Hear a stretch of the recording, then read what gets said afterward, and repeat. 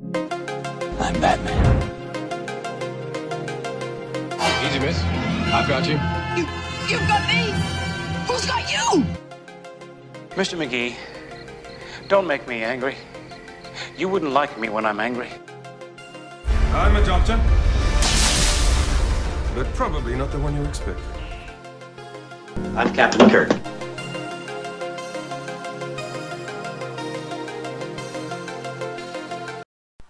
Welcome everyone to a special Geek This Week presentation, and this is the John Wesley Shipp Panel from Pensacon 2019 at the Pensacola Little Theater in Pensacola, Florida. John Wesley Shipp, famous for playing Barry Allen the Flash in the 1990 Flash TV series that went for one season.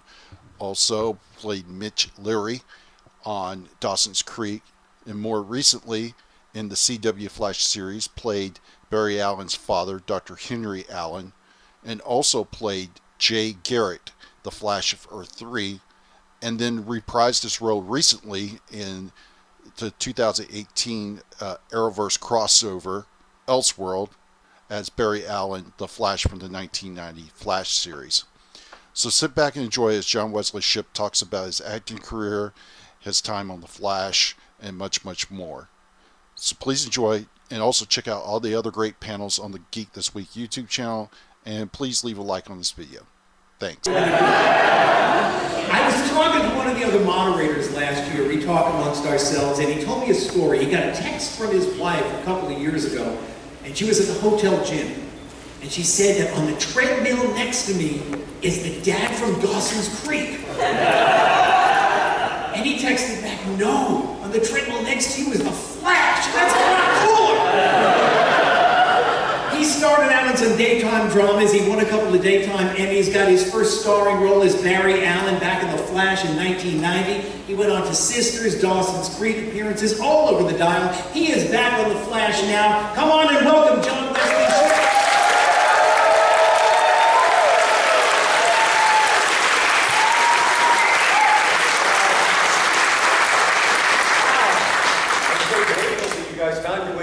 I've never done an off-site Q&A before. This is great. This is great. I guess I should use this, huh? Hello. Well, welcome back to Pensacon. It's so great to have you back. Thanks, it's good to be here. It really is. So, you're very good at coming back to things. Yeah, I'm waiting to come back as like Granddaddy Leary or something. Dawson's granddaddy. I don't know.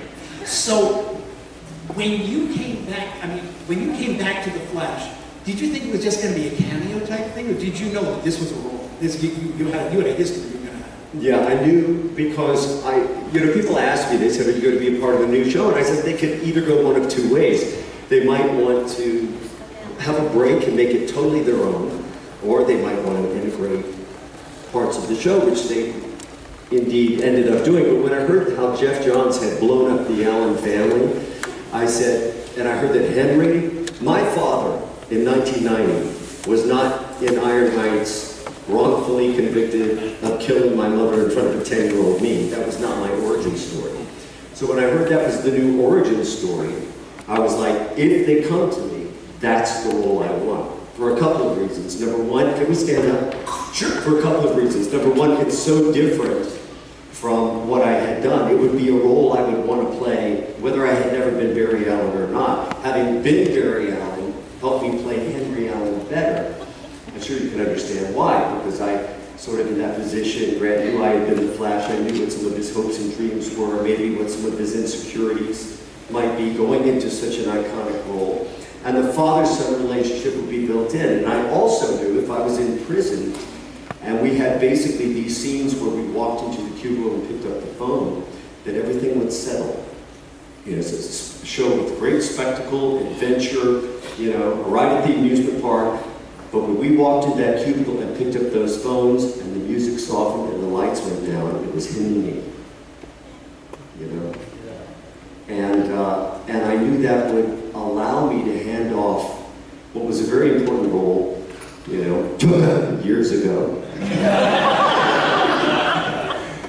In a very special way that wasn't on the nose, It wouldn't be like coming back immediately as Jay Garrick and And I heard you, go be a good superhero. So, I wouldn't have wanted to do that. But coming back in a role that was so different, and yet I told people, and they were like, no, we want you to be Jake. I said, I know why. You want a passing of the torch and a passing of the blessing. And I said, you're going to get it. But it's going to be in context of a father-son blessing. And I thought that was, for me, personally, the first 2 seasons, particularly the first season, I wouldn't have missed it for anything in the world.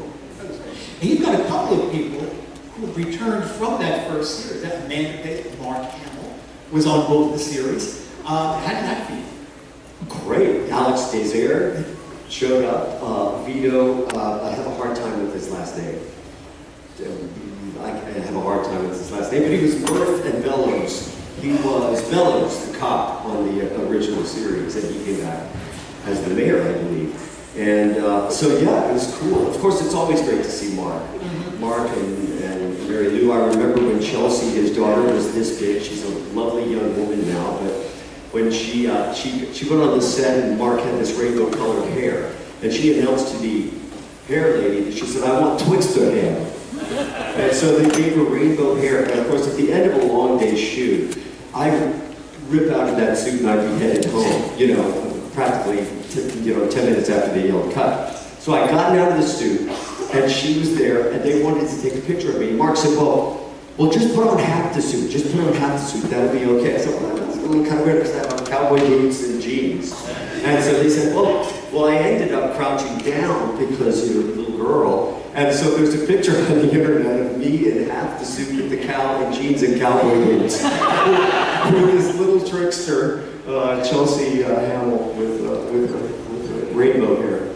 Now, I don't know if we have a mic set up here, but if we do, your question is going to be a very important part of this, and we do want you to be involved. I want to do one quick deep dive. I like doing research before I meet somebody. Guiding Light. There was one episode where they did, and I want to tell me if this is true, where they did a flashback to the movie Casablanca, and you played Victor Laszlo. Yes. Well, those were the magic days of daytime. I tell you, I was so lucky to have been on daytime TV in the early 80s, at the beginning of the youth explosion. Kevin Bacon was my dressing room mate. You're all 1 degree of Kevin Bacon now.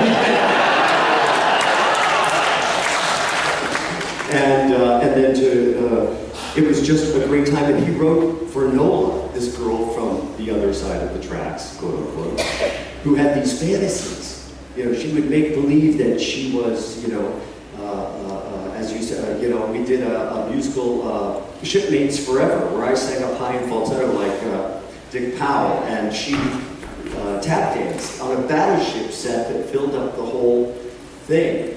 We did all these Nola's fantasies, they were called, and I was in the Casablanca fantasy. I was Victor Laszlo, yes. Well, this could be the beginning of a beautiful friendship.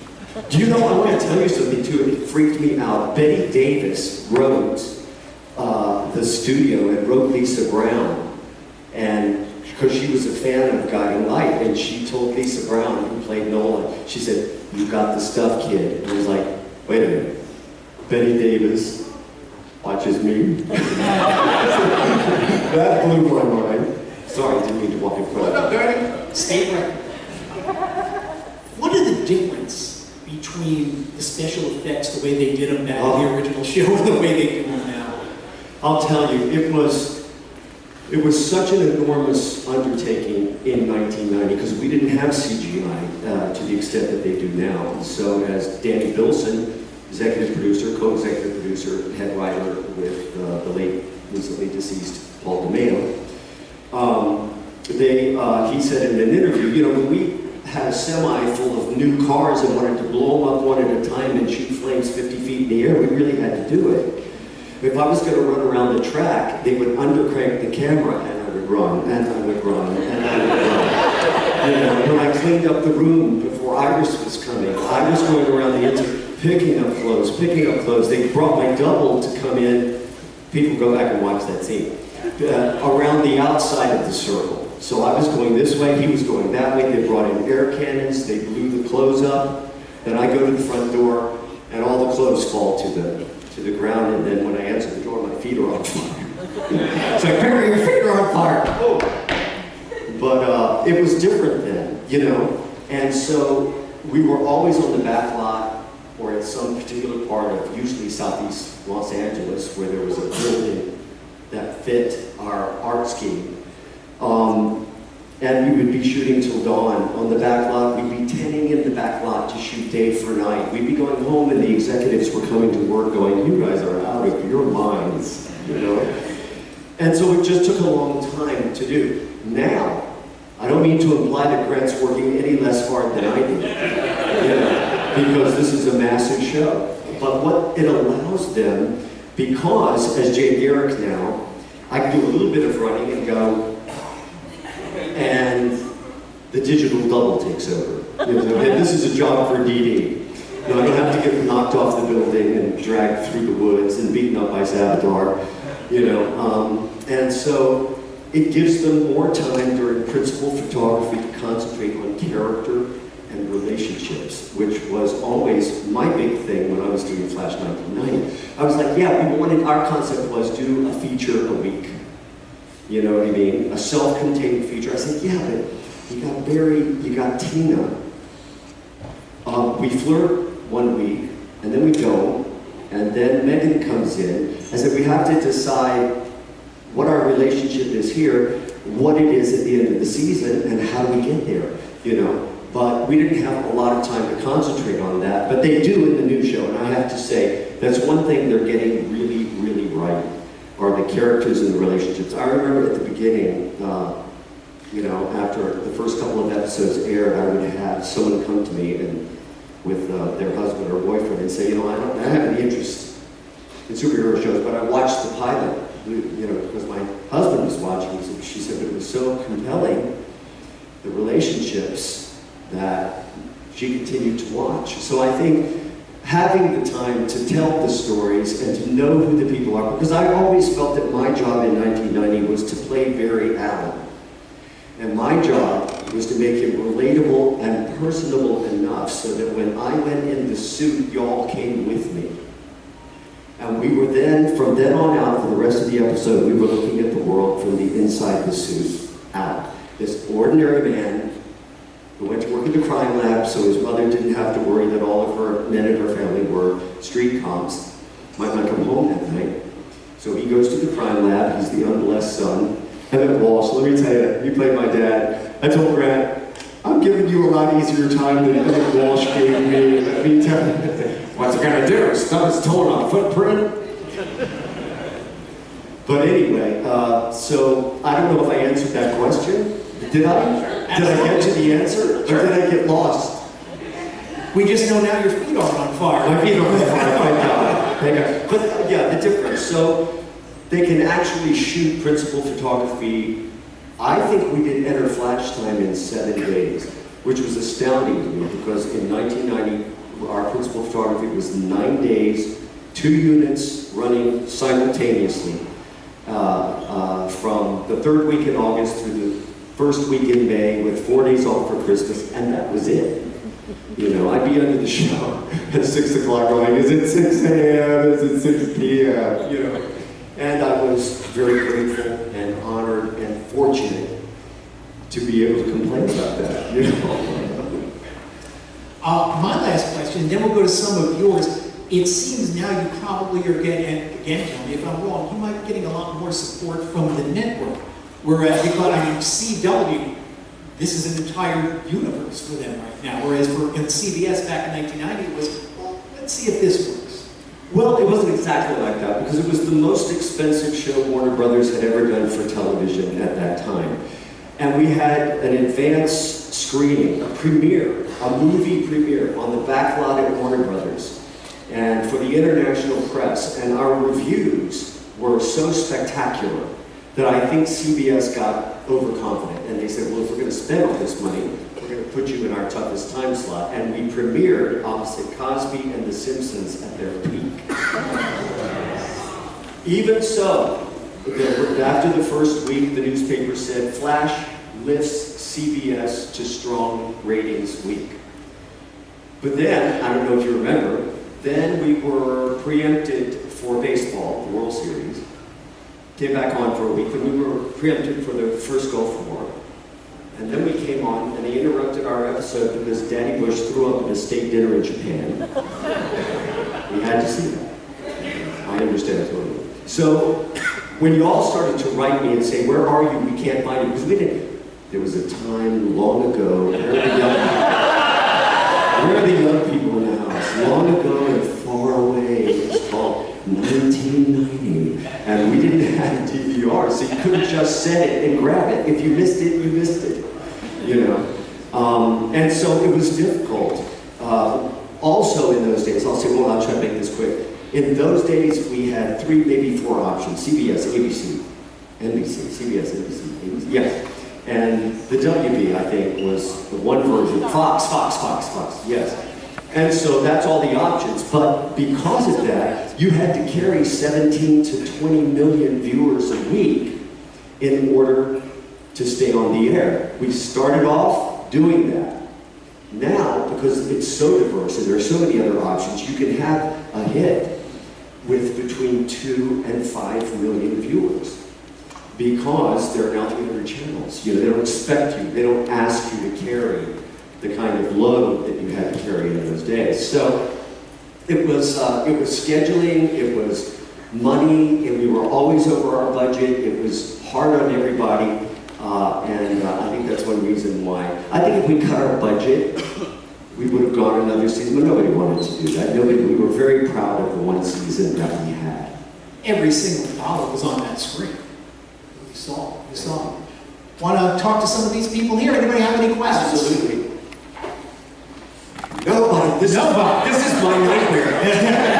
No, I'm telling you, I'm in a Q&A, and it's time for questions. Nobody has a question. But you break out in a cold sweat. Yes! Grant Gustin, what's it like to work with Grant Gustin? I tell people what you see is what you get. I knew when I found out that I would be playing his father, I tuned into Arrow when he was on there explaining the truth to Oliver for the very first time. That was sort of his backdoor into a pilot for his own Flash series. And I watched it, and I thought there's no acting there. It's just very truthful. And like I said, for 1.5, 2 seasons, we just went into that phone booth with incredible writing. I mean, every time I thought, well, there's no other way to write that father-son scene. We've done it. They would come up with a different way. They'd put it in the subjunctive. Yeah, well, if the Flash were my son, I'd tell him a few things. I'd tell him he's a hero, he's saving a lot of lives. It's a dangerous world out there, so be careful. But most of all, I'd tell him that his father was proud of him. And I was like, wow, these writers, they keep coming up with ways, you know, but people said, how did you work up the emotion? That wasn't the problem. It was never the problem. Brett and I barely rehearsed. We would go through the lines for dress rehearsal, and then we would, you know, look at each other, make a connection, and try to tell the truth to the best of our ability. And it was, for me, the purest form of acting, because there was no acting. It was just, because I really had hopes and dreams for him. I wanted him to see all the qualities that I saw in him that I knew would make him an outstanding Flash for today. You know, I wanted him to trust himself. I knew from the first moment I saw him work that he would, and I told him, and I know I told him this because he related it and said, that I told him, I said, he was expressing some insecurity or something was said on social media, and I said, know that you were cast for the right reasons, and trust yourself. And that's the only advice I ever dared, you know, to give. Anybody else?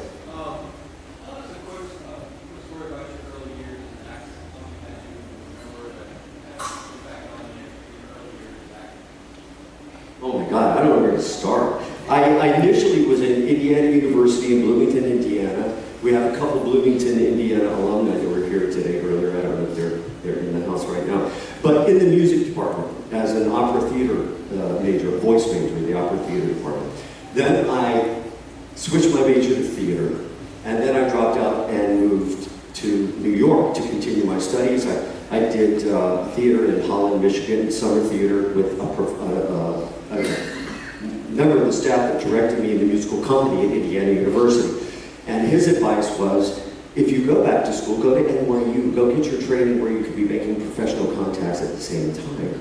And so he and Denise were moving to New York, and I moved up to New York with them, and it was just an amazing time, you know, of getting your foot in the door. We had 10, 11 soap operas on TV at that time. There are none in New York now. I feel really bad for young actors trying to break into the business. And it was just about being seen. I did Showtime's first original TV movie, our relic. It was called, sorry Mom, The Dirtiest Show in Town.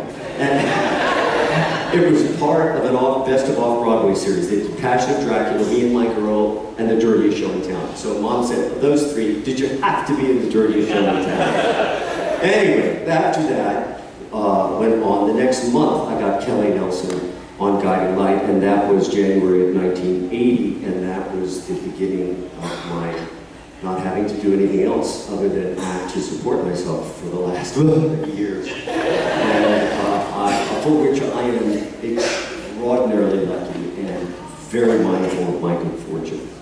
Mario, you have a question? Oh, there you are. Hi, guys. How fast can I actually run?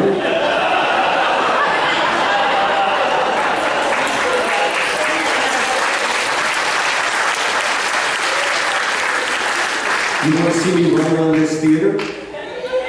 Want to see it again?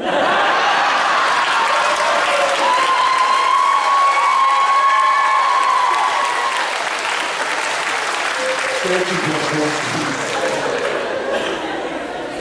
By the way, that was the first question I wrote down, and I didn't ask it, so thanks. Yeah. What was like the Elseworlds crossover to be almost in the same kind of suit as you were in 1990s? I was like, you want me to do what? I was like, well, you do realize that was 27 years ago, because it was shot last year.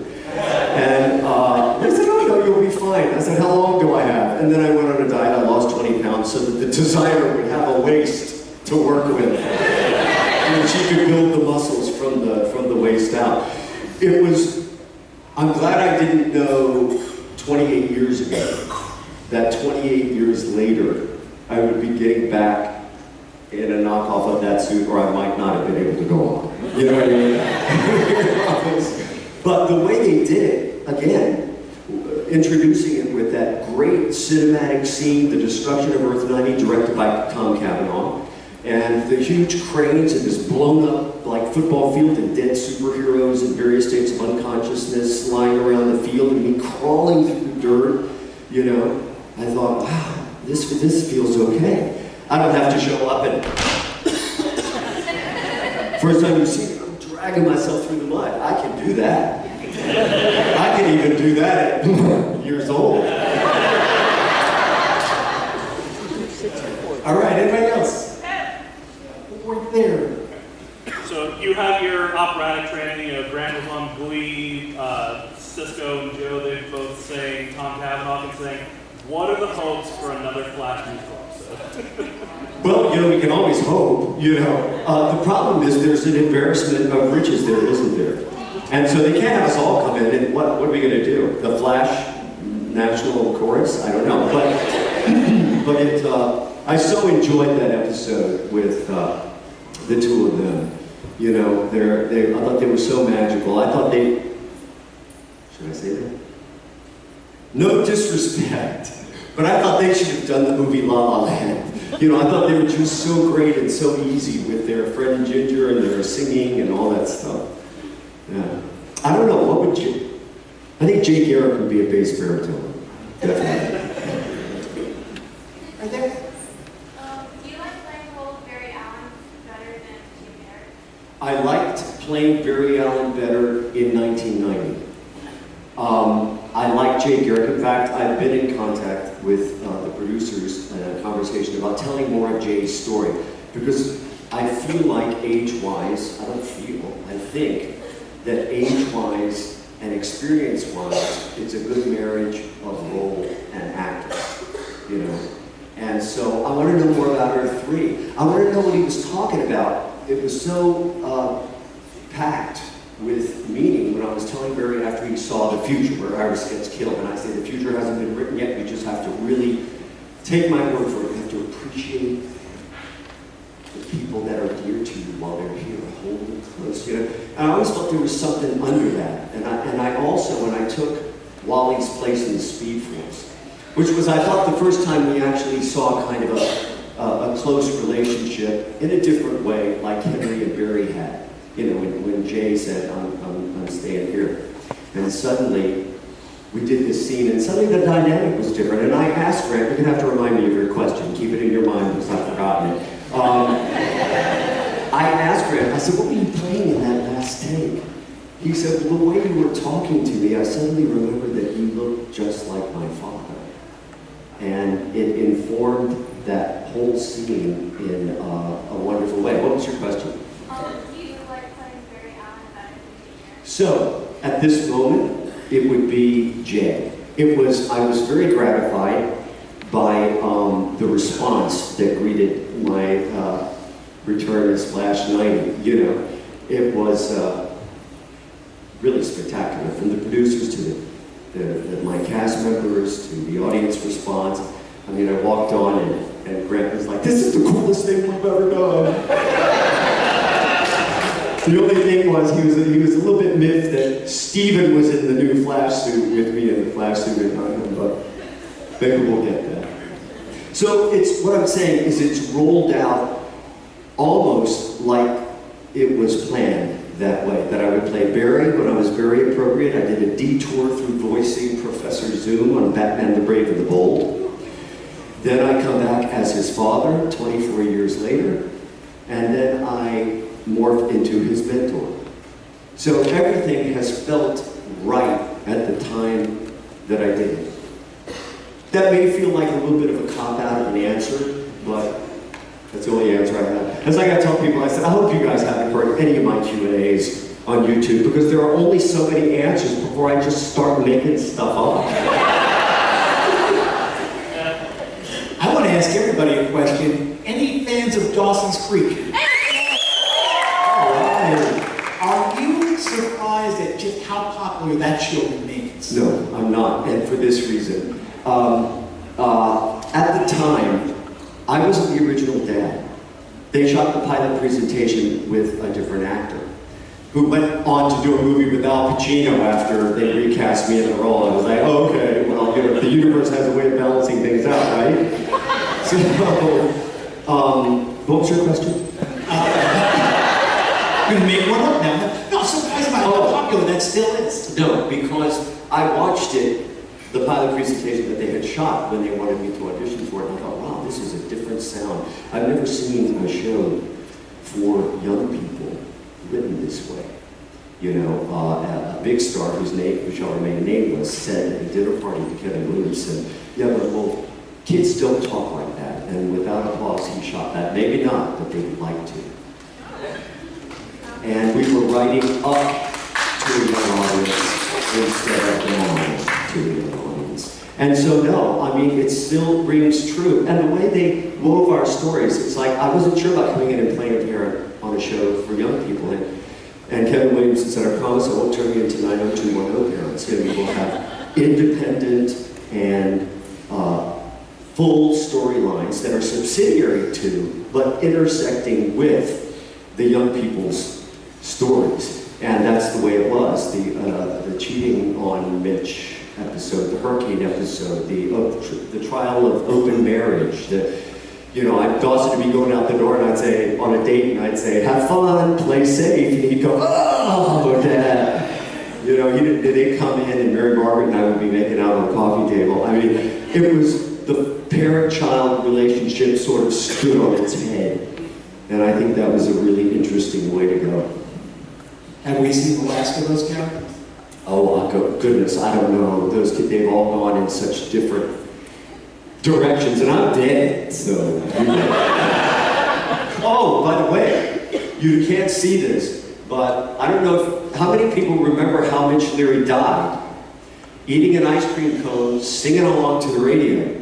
after fighting with Dawson all the episode, and he finally gets to a good karma place, and everything's in, everything's good, and he's singing to the radio, and down goes the ice cream, and he goes, I was like, dude, leave the ice cream. He goes down and he picks up the ice cream, and then boom, when I come back up, and I thought that was just a great way to go out. But anyway, audience member, a fan of Dawson's Creek in Albuquerque last month, brought me an ice cream cone kit.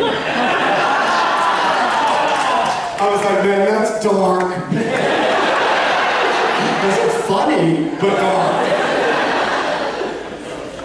It's a pin with an eyeball in the middle of one of the scoops, too. So that's Who else? Right here. What do you think about the show right now? My hat's off to everybody. You know, Greg Berlanti of the Berlanti multiverse, you know, yes. I was just a presenter at the International Emmy Awards in New York City, and Greg received the Founders Award at that ceremony, and announced he has 15 shows on the air right now. So Greg Berlanti was, what was your question? Oh, Greg Berlanti was one of my head writers on Dawson's Creek. So he comes from a serialized drama background. I never knew when I was working for him 20 years ago that The Flash was his favorite character. I didn't know until 2014. You know, so what these guys, Andrew Kreisberg while he was there, Greg Berlanti, Jeff Johns, David Nutter, who are a wonderful director, what they have is, and what they bring to this project is a real love for the medium. They're not mass producing content for an audience to make money. They're writing stuff. I mean, when Mark Hamill was coming back, I got a phone call, you will never believe the surprise we have in store for you. I mean, they're so excited about what they're coming up with that you get excited, you know. They're writing a show that they want to see. And if we enjoyed it too, that's even better, you know. And I think that communicates that genuine enthusiasm, a genuine love and respect for this pop cultural art form, channeled through a genuine enthusiasm and warmth, I think is what makes this show so great. And a cast of actors that are so truthful, you know, and they all want to do the very best show that makes the most sense possible and have fun in between takes. I gotta tell you, first season, quick story. I walked in, I was gone. I came into the first couple episodes, and I was gone for several episodes. Then I came back to the set. I walk onto the set. There's Jesse Barton and Grant doing a new tap step in one corner. Here comes Tom giving Carlos a ride, and Poppy wheelies in the wheelchair. You know, I'm like, what? Did I land in the insane asylum? But it was wonderful. You know, the energy is great, and that's another great thing about Grant.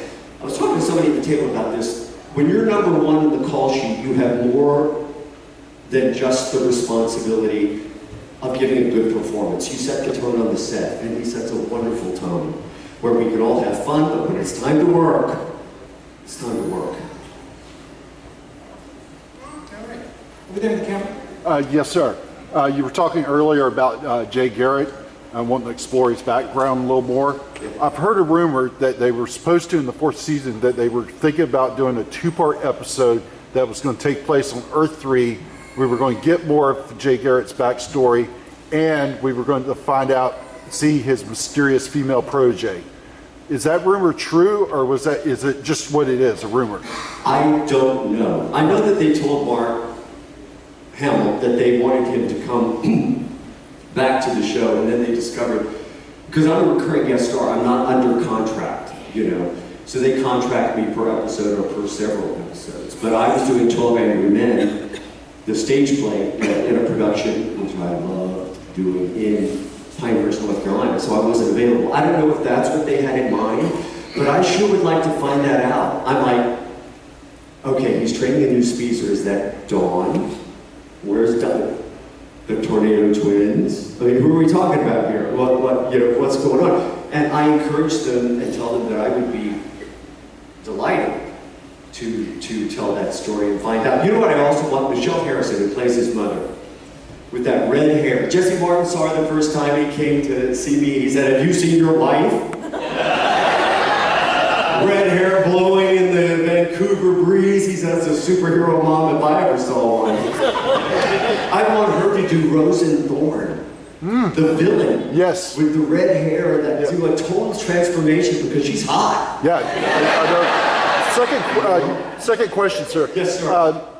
In the Elseworld three-night crossover, we saw the monitor make Barry Allen, Earth 9, vanish. Yeah, it was less like this and more like that. I was like, oh, you did not do that to us. Is it possible that we're going to see Barry Allen, Earth 90 return for Crisis on Infinity Earths next year?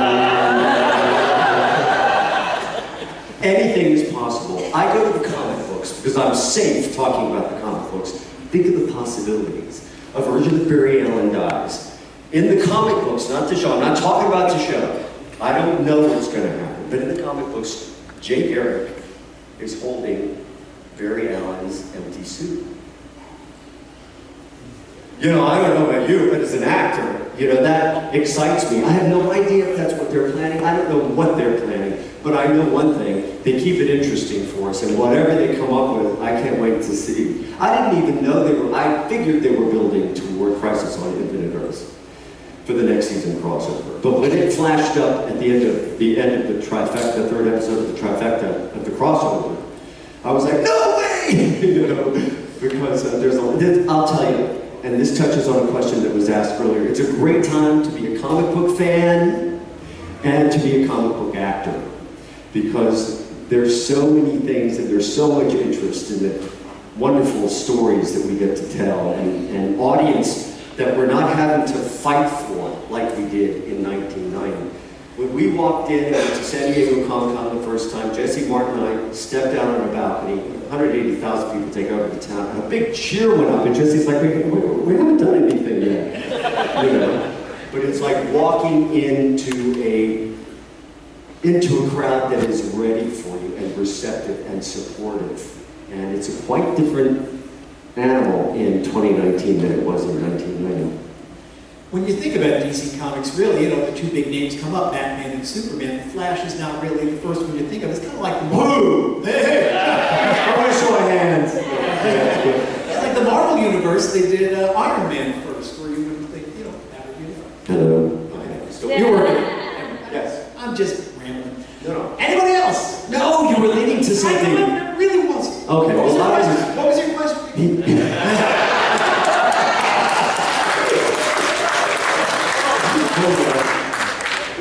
Right up there with the glove. Just forgive my generic question, but what was it like to work with Mark Hamill? Mark is great. It's not a generic question, and I'll tell you, it was a very important experience for me in 1990, because I was very hesitant to put on that suit.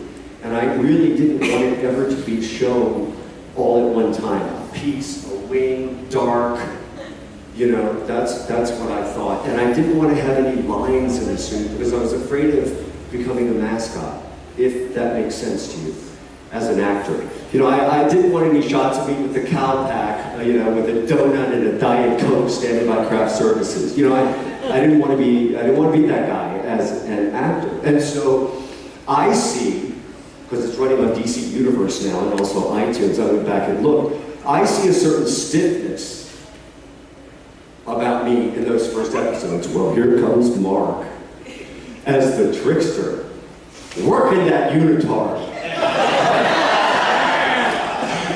No holes barred, you know, hopping around, doing all the wonderful character, mad character, crazy things.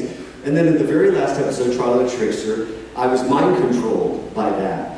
And I got to hop around in trickster boots with the red flash suit and catch bullets and throw them back at the police and knock over parking meters and be really goofy.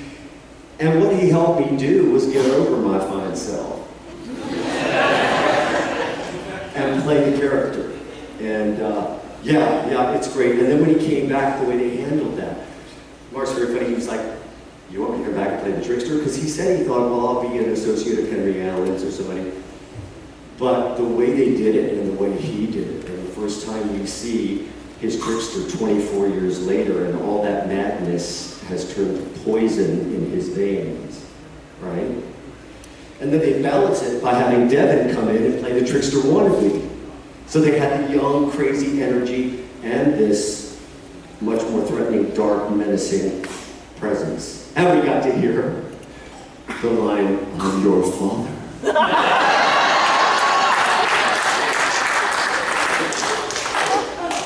never miss one.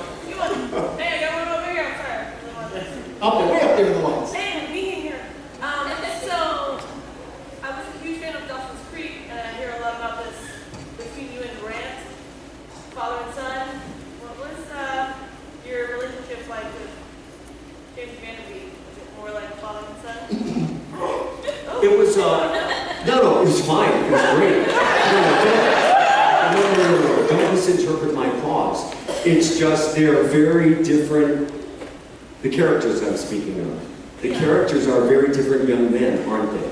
Yeah. Barry Allen, Grant's Barry, particularly in the first season, had a vulnerability and an open heart and, you know, a very expressive nature, you know, about it. Dawson was the opposite of Mitch, who I call Mitch literally the least motivated man, like, possibly ever on television. You know, playing with my aquatic themed restaurant, you know, all that.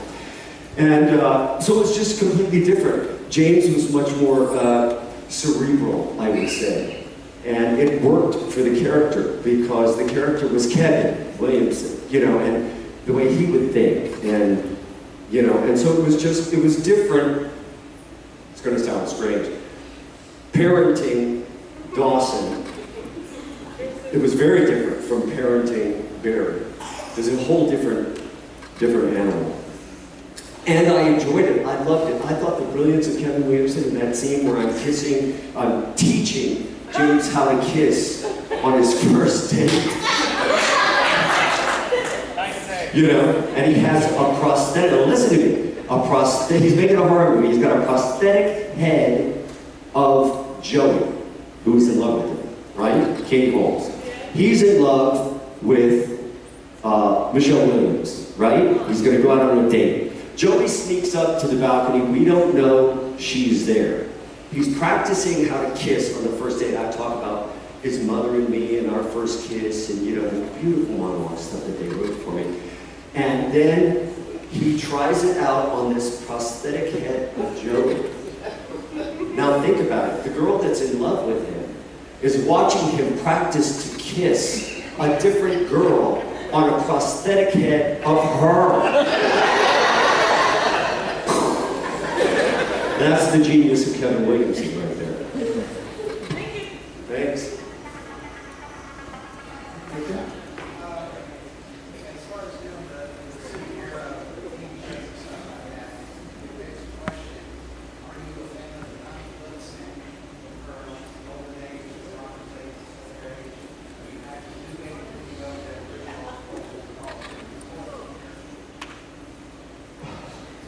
Invariably, I'm asked this question, and I have to embarrass myself.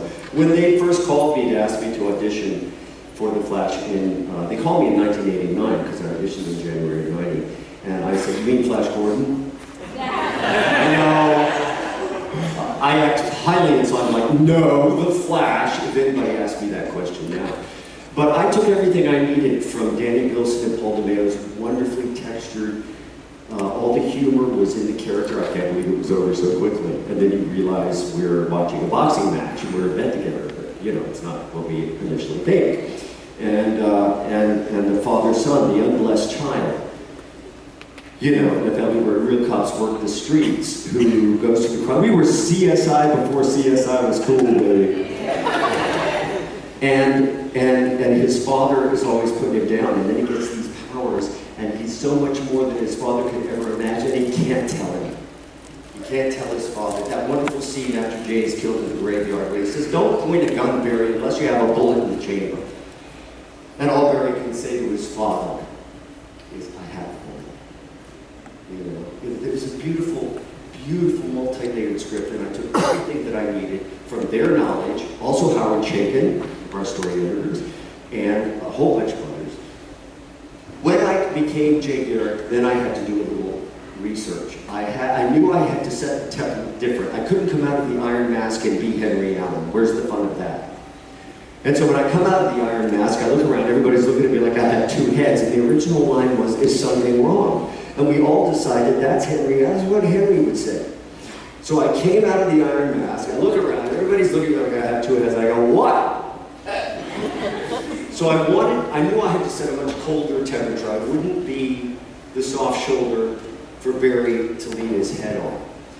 And in that wonderful coffee shop scene where I'm talking about the Speed Force and I'm vibrating the cup and I talk about how when you break things, they can go back together, but they'll never go exactly back together the way they were to begin with. You know, that wonderful scene where I say, I look like your dead father, sorry about that. But here's the deal, what kind of superhero are you going to be? You know, are you going to throw a fit every time you have a fight with your girlfriend and reset the timeline, or are you going to step up and learn from your mistakes and go forward? You know, so it was a very, very different experience as far as but at the same time, I didn't want to violate what y'all found worthwhile in the Barry J relationship. I knew we had to get there. We couldn't start there. It would be too Henry and Barry. And I felt the first time we got there was when I took Wally's place in the Speed Force. I thought, be giving him the helmet and him saying, that quiet moment, I'm coming back for you. You know, that finally we got there. And it was there totally in Enter Flash Time, where we were defusing the nuclear bomb in Flash Time. Anyway, I've talked all around that, but I hope you got something from it. I know short answers after 60. I'm just warning you. I tell you, we've got 5 more minutes, so let's see if we can get 1 or 2 more in right there. Sorry, would you cut out here, please?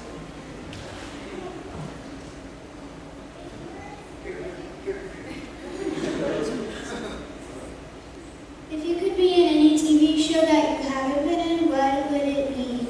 Wow. That is a really, really good question.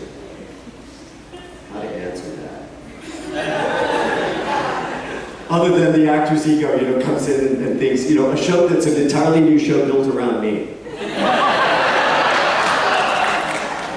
No, I've gotten to do so many. I got to be this bad cop on NYPD Blue. I was a bad businessman on The Closer. I was a horrible father on CSI New York. I was a psycho dad on Teen Wolf, and I apologize to David's member. I'm so sick I can't even watch it. I've gotten to be 2 different superheroes. I've gotten to revisit a role that I played 20 years ago. I mean, I have been so fortunate that I don't think in terms of, I think more in terms of what I'm being presented to do. We're workshopping a play, quickly, about Henry Fonda and Jimmy Stewart in New York right now, and their lifelong friendship despite vast political differences and romantic rivalries, which I think is an important story for today. A lifelong friendship. They got together and built airplanes, model airplanes on Sunday afternoon. It's fascinating script. We have Broadway producers attached. Now, so, back to your question. If there was a show, I'm so proud of remembering her question. Can I ask you if there was a show, if there's a show you would like to see me do? Can you think of one? She's seen enough of me. I don't know. You know what? The truth is, I like to do roles that speak to the heart. You know, and I love being part of a show right now that families can watch together. I have so many people coming to me who watched the old show with their fathers and are now watching the new show with their children, and they tell me you're the thread that runs through that experience. And I'm just so grateful, you know, to be that guy. Thanks.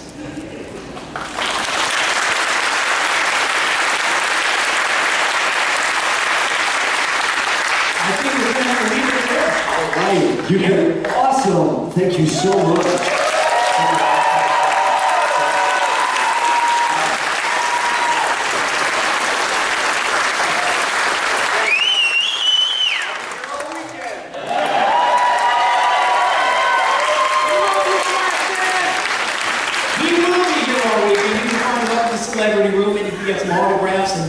and take some pictures if you'd like to.